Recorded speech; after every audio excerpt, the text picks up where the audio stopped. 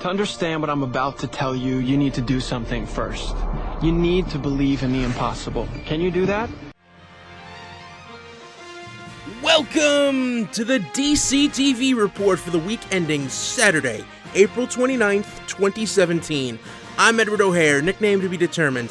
All the superhero-based shows returned from hiatus, and we were jam-packed with 5 new episodes this week.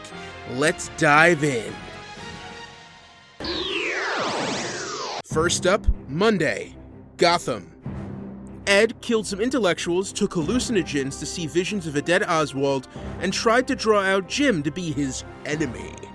Lucius Fox answered the call instead, stopped Ed from killing Bullock and a bunch of cadets, and figured out Ed killed Oswald. Ed declared himself the Riddler, and stopped taking pills. But it turns out Oswald was saved from the river by Ivy and is ready for payback. Jim met with his Uncle Frank, who wants him to join the Court of Owls and help take them down. Is he lying? Bruce got a note from Selina, went to her, got blown off, and discovered it was all a trick by evil Bruce, who knocked out real Bruce and took his place. Last minute reveal, Bruce woke up in a cell, looked out the window, and saw nothing but snow-covered mountains. Moving on to Supergirl. Lena Luthor's ex-boyfriend, Jack Spheero, announced to the world he had developed miracle medical nanobots. Kara and Snapper competed to get scoops that the nanobots might not be legit, and both of their sources were assassinated by nanobots. Turns out Spheero was actually being controlled by his CFO, Beth Breen. Never trust the money people.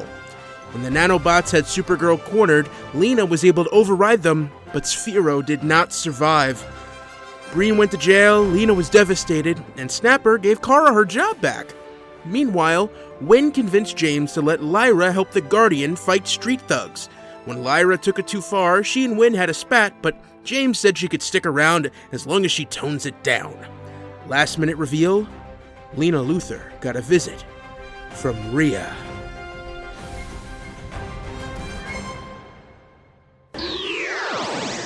Next up, Tuesday, The Flash. Caitlin went full Killer Frost and escaped Star Labs. Barry decided to run to the year 2024 to learn how to defeat Savitar. When he got there, he found that his future self couldn't save Iris, became so obsessed with Savitar that he abandoned all his friends and became an emo recluse. Wally was catatonic, Joe was a broken man, Julian imprisoned a crazy Caitlin, HR went on a book tour, and Cisco lost his hands and his vibe powers. Barry got the band back together, took on Mirror Master and the Top, and inspired emo-Barry to redon the suit. Future Barry couldn't give Present Barry Savitar's identity or hope to save Iris, but did give him a lead on a physicist who could help. Last minute reveal, Caitlin found Savitar, who offered her help accepting her villainy and revealed his true identity. Next up, iZombie. Liv slopped up a spicy soup full of brains from Cheryl, a woman who loved gossip and sticking her nose in her co-workers' business.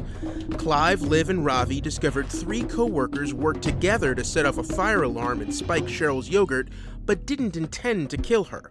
Major was able to track down his missing victim Natalie, who was being held hostage by a rich guy, and offered her Ravi's cure.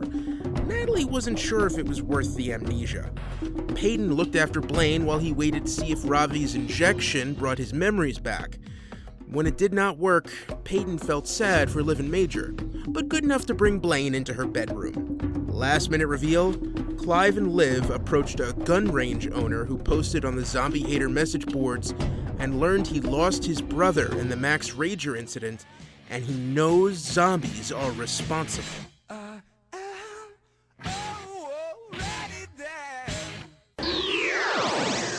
Finally, Wednesday, Arrow. Oliver had to deal with the press after the public revelation that DA Adrian Chase was Prometheus. Felicity told Lyra that Helix could help track Chase if Argus released a Helix hacker named Cayden James. When Lyra said no, Felicity went rogue and helped Helix break James out of an Argus black site. Diggle became upset Lyla was running a black site and became worried how Lyla's job is changing her. Quentin brought Renee's daughter to visit him and convinced Renee to fight for custody. Helix decided to cut ties with Felicity, but did leave behind a tracking code to help her find Chase. Felicity made up with Oliver and plugged in the code. Last minute reveal, the code traced Chase's location to Arrow HQ, and Felicity's computer exploded in front of her and Oliver.